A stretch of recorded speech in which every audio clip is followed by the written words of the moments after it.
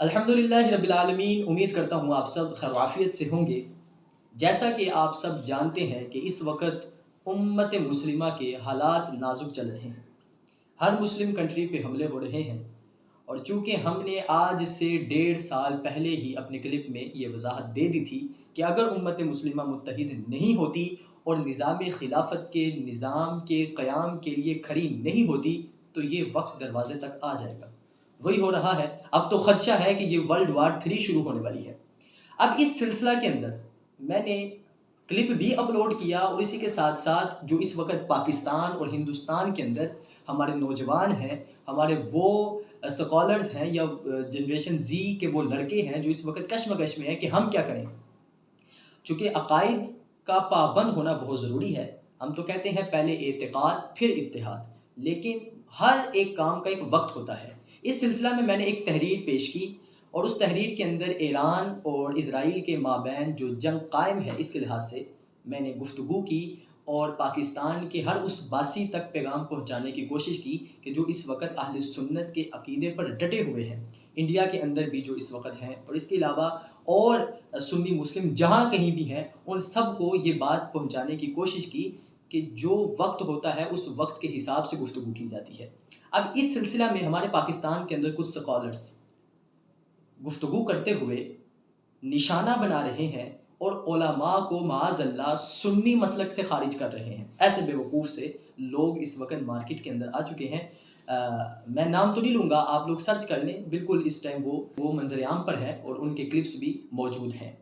अब इस तहरीर के मुतल्लक क्या मैं बयान करना चाहता हूँ वो आप ज़रा समझिएगा।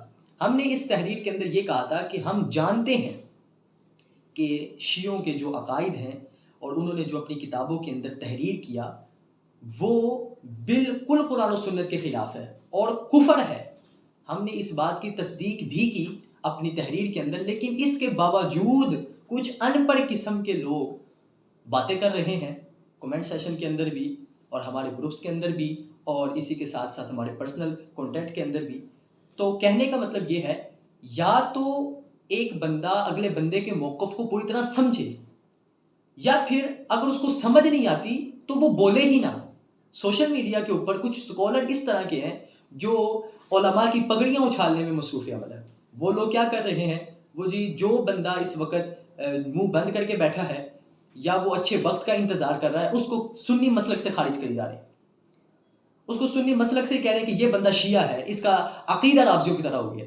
तो खुदारा अल्लाह ने तुम्हें दिमाग दिया, अक्ल दी है, इसका इस्तेमाल करो। मैं ये हर वक्त अपने हर क्लिप के अंदर कहता हूँ कि सबसे बड़ा मिसाइल तुम्हारी अक्ल है।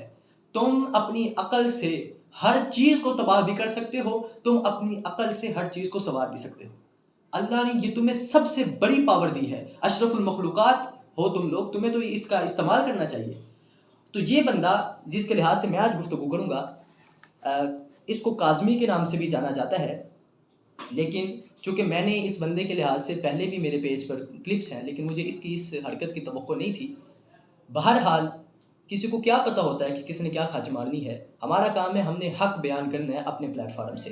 तो इस बंदे ने अपनी गुफ्तगू के अंदर जो बातें कही वो मैं आपको बता देता हूँ। इसने उन उलमा को टारगेट किया जो उलमा इस वक्त राफ़िज़ी अकीदे पर बोल नहीं रहे, यानी ईरान के लिहाज से जो मामला हुए। अब वो क्या कह रहे हैं कि भाई सही वक्त ये है कि हम अभी खामोश रहें और सियासी मामलात को जो है वो दुरुस्तगी की तरफ लेकर आएँ और अवाम जो कि बेकसूर अवाम शहीद हो रहे हैं उनके सिरों पे हाथ रखा जाए, उन मज़लूम की आह को सुना जाए। वो इस वक्त खामोश इसलिए है कि ये जंग ख़त्म हो जाए और किसी तरह उम्मत मुस्लिमा बच जाए। लेकिन ये लोग हैं, ये लोग इस बिगाड़ को मज़ीद बिगाड़ रहे हैं और उसके अंदर ये आग जल रही है, उसके अंदर मज़ीद तेल छिड़क रहे हैं और आग जला रहे हैं। तो खुदारा इससे परहेज़ करें।